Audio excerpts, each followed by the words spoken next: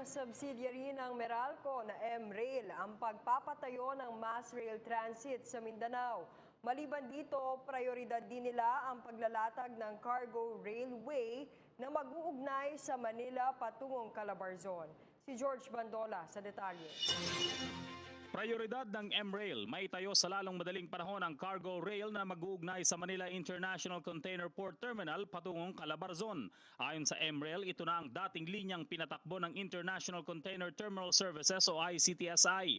Tiwala sa M-Rail President Ferdinand Inakay na sa loob ng 2 taon tatakbo na ang panibagong cargo rail sa bansa.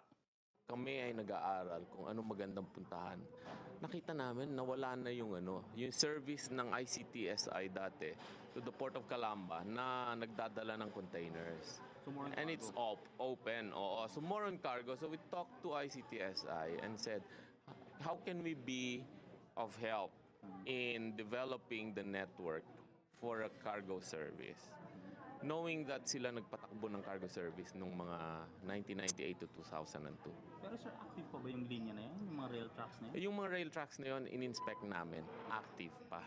Ito yung containerized cargoes na imported and for export. Yun. So this will really help companies who manufacture. Yun. It will help them manage their inventories. It will help them manage their manufacturing processes. It will help them improve their logistics efficiencies. Mula sa unang State of the Nation address ng Pangulo, inaasahang gagastos ang pamahalaan ng 900 billion pesos sa susunod na taon para makapagpatayo ng mga mahalagang infrastruktura lalo na sa transportasyon. Kabilang dito ang pangakong maitayo sa kauna-unahang pagkakataon ang mass rail transit sa Mindanao. Yung pong kaya nung tinanong ho yung Mindanao Rail, sinabi ho namin, we have expressed our interest na magpa-participate ho kami sa project na yon. In fact, meron ho kaming mga ginagawa na ngayon na feasibility study at saka alignment study para sa Mindanao Rail po.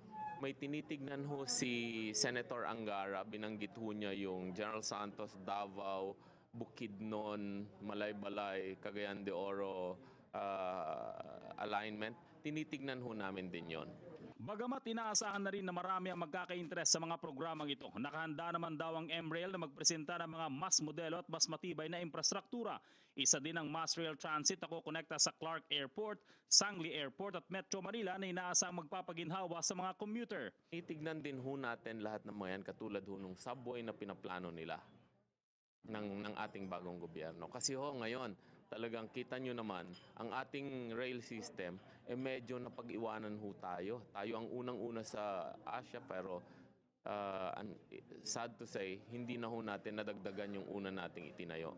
Ang M-Rail ang kauna-unahang nagtayo ng Tranvia sa Pilipinas at nagtayo ng Light Rail Transit bago ito i-sequester noong Administrasyong Marcos. Para sa PTV News, George Bandola. Po si Aljo Bendijo, subscribe na sa PTV YouTube channel. I-click lang ang subscribe button.